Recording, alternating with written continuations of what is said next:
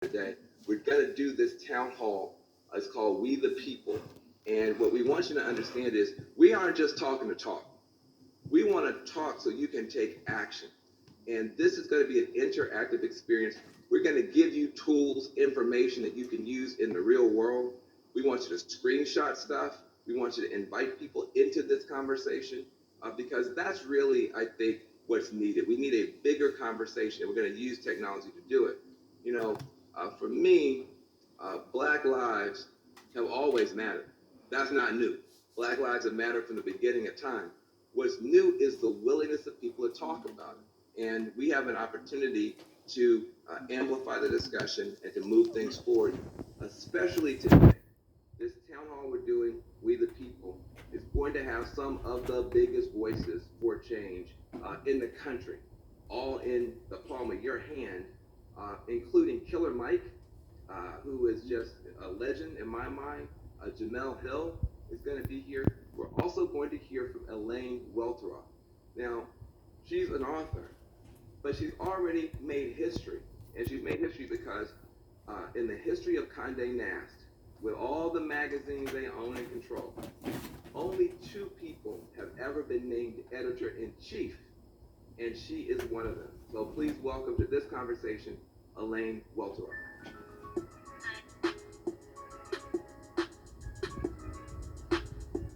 Look, I am so happy that I get a chance to have this conversation with Elaine. I mean, this sister is just bad. She's bad. She's a New York Times bestselling author, award-winning journalist.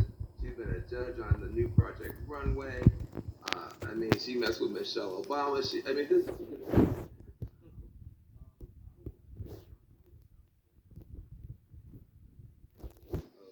inspiring protests and killing and stuff like that. Talk to us about your range of emotion over this past period of what I call the Great Awakening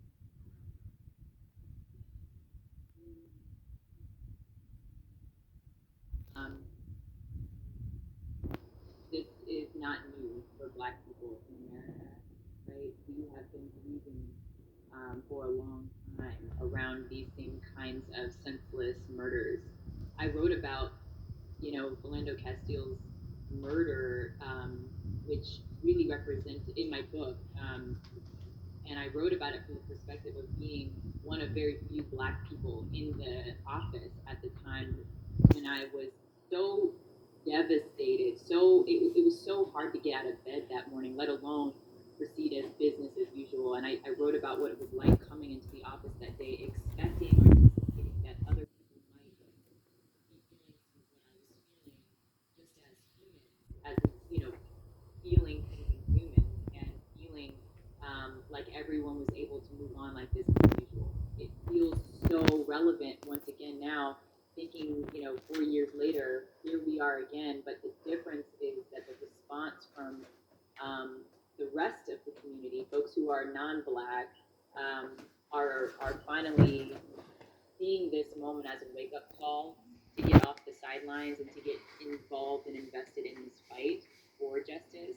So I can say that since being in the streets and attending a number of protests, there is something different in the air this time. There are a lot of emotions I think we're all moving through, or trying to move through to get towards the collective action that we all need to take. There is so much work going on. So I think we're all feeling that pressure, we're feeling that weight, but I think we're also feeling empowered that this time has to be different. It has to be different. You've been on this. I mean, you really have been not just an inspiration,